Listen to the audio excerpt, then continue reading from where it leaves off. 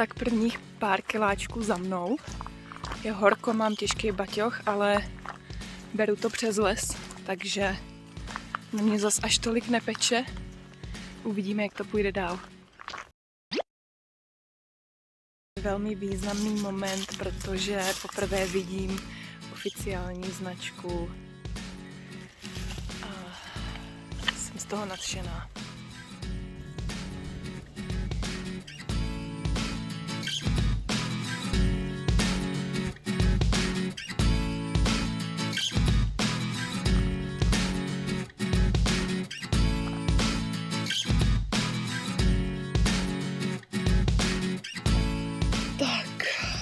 Zase pauzička.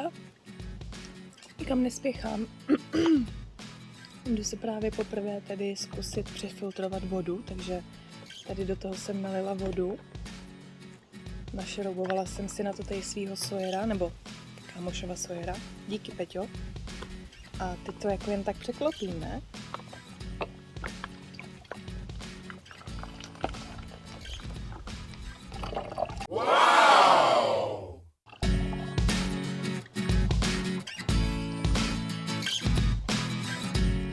To hezký. Tak jo.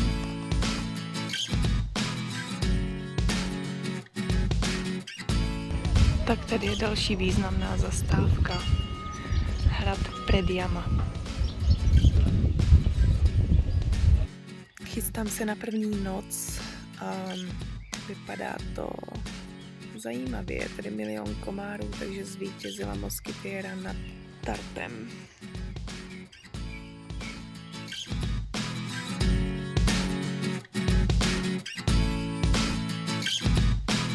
Tak já se hlásím z druhého dne.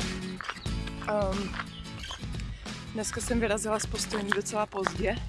Šla jsem do kopce takovou jakousi štěrkovicovou cestou. Štěrkovou. Byla to hrůza, kdy peče slunko a žádný výhledy. Když kolem mě projelo auto, tak byl prach, tak jsem si jedno stopla. Byl to nějaký pán Alex, který tady má nemovitost, tak mě tam vzal. Ukázal mi, jak ulovil 300-kilovýho medvěda a hrozně mi pomohl, protože mě to ušetřilo hodně kilometrů, nebo několik kilometrů po takové fakt nezáživné cestě. A dal mi pivčo, laško a sám taky teda byl za volantem, no. Tak snad mu chutnalo. Si dávám pauzičku, jsem docela vyřízená, tyjo. Tady takový cesty, prostě tamhle mě to čeká, ještě do kopečka. To je delikateska. Nudle ve studené vodě. A mně ještě zbývá na dnešek 8 kiláků minimálně.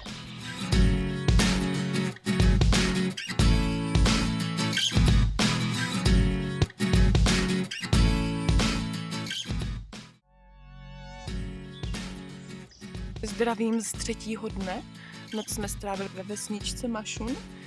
Včera jsem viděla svého prvního medvěda a českého kolegu, který jde stejnou trasu jako já. Zamávej, Jirko. Den číslo 3.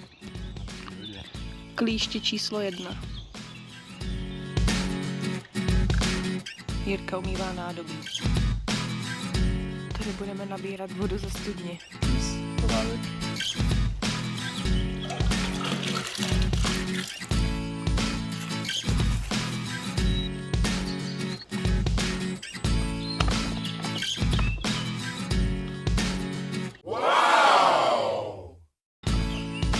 Sešli jsme z cesty, takže teďka to tady budeme muset trošku krosnout.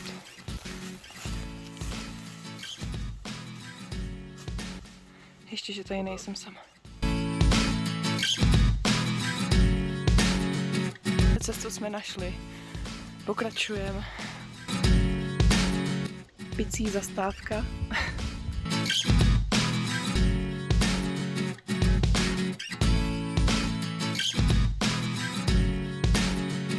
Ještě 40 minut. Jak se cítíš? Velmi dobře. A neviděli jsme žádného medvěda zatím. Což mě trošku líto, na druhou stranu je to asi dobré. Ale bobky jsme viděli a stopy. No.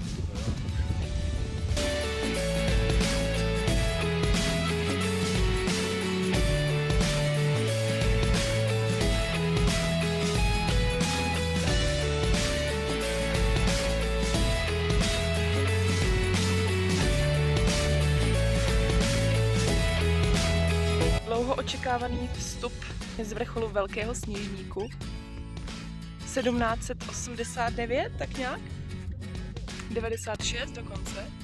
Jirkův zatím nejvyšší dosažený vrchol.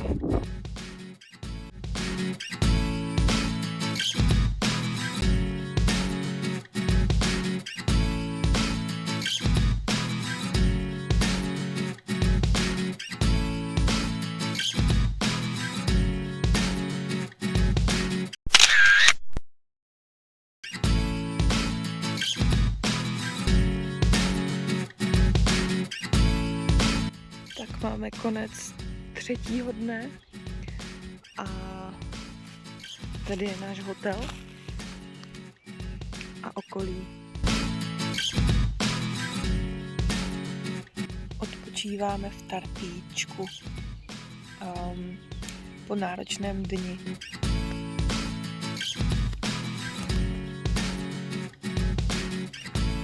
A muchy mi sem lítají komínem.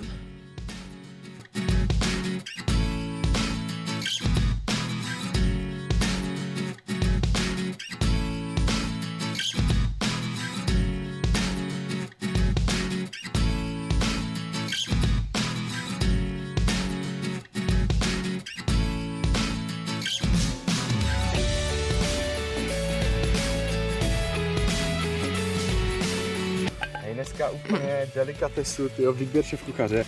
Kuskus s čínskou polívkou. Mám tady čočku s sojovým masem. Michael Jackson, ne? Něco tady po sobě štěká. Jirka se odvážně vydal zjistit, co to je. A já hlídám oheň. Slyšíte to?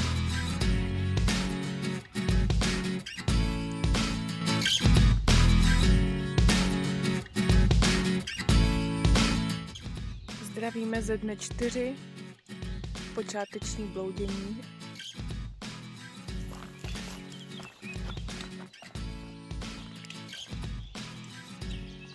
Tolik vody mi zbývá. A tady jsme našli vodní zdroj, takže je to úplně úžasný, oslavujeme. Toto je moje výbava číslo 1. Bohužel už jsem měla aspoň 3-4 klíšťata a asi 50 000 jich po mně lezlo. Tak dneska docela bloudíme a je teď naše cesta. Snad se dostaneme tam, kam míříme. Dáváme si pauzičku uprostřed cesty.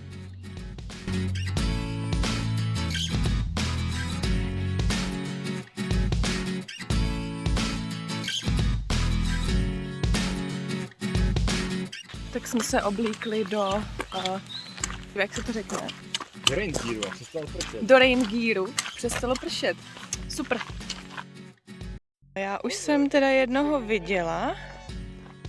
Haha, tak jdem tam. K poslední záchytný bod na Slovinsku, Babnopol, je dosažen. Zasloužené pivo v Babnopolě.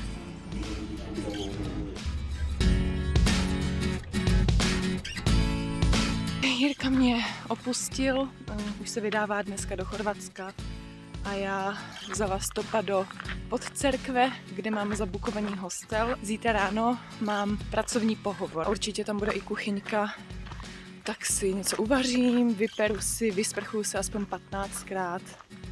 Nemůžu se dočkat. A ještě takové hiker trash okénko. Běžela jsem ještě teď do obchodu nakoupit si něco na snídani, jelikož jsem si potřebovala umýt baťoch, tak jsem si vzala dry bag místo kabelky, jako pravá dámička. Už se fakt těším, že se celá pořádně umyju.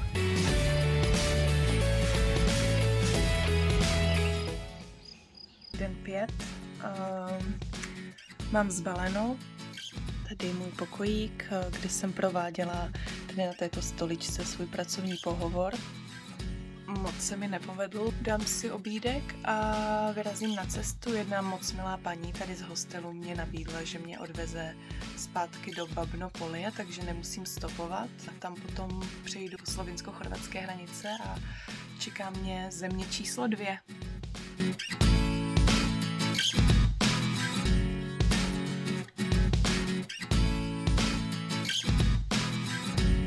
Chorvatsko.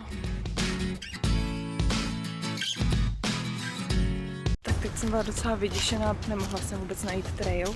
Teď jsem ho našla a našla jsem značku, málem jsem se rozbrečela. Představte si, že jste někde sami uprostřed ničeho, vůbec to neznáte, jediný co tam je zarostlý les. Mapa vůbec neví kam, vy nevíte kam, značení tam není. Není to zase úplně taková prdel. Prosím, jednu značku, aspoň jednu, v jakýmkoliv směru. Jenom abych věděla, jestli jdu dobře. Haló. Jako je to tady moc pěkný, ale kdo ví, kam tohle vede. Šla jsem úplně špatně, ty vole. Teďka jsem to ještě zkusila tady jednou cestou a tady je značka, ale vůbec nevím zase odkud dál. Pohybuju tady korytem jakési řeky, tak snad mě to někam dovede, tyjo, ale mám toho fakt dost. No nic, no, pak tam v tom korytu řeky byl jakýsi sráz a vůbec jsem nevěděla, jak to obejít. Se cítím mizerně, jdu zpátky na silnicu a do dalšího města, kam jsem měla dojít touhle cestou, neexistující, a tam potom budu pokračovat, no.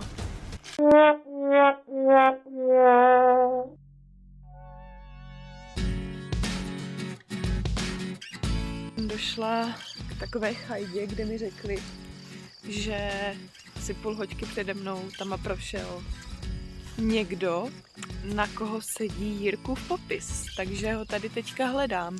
Haló!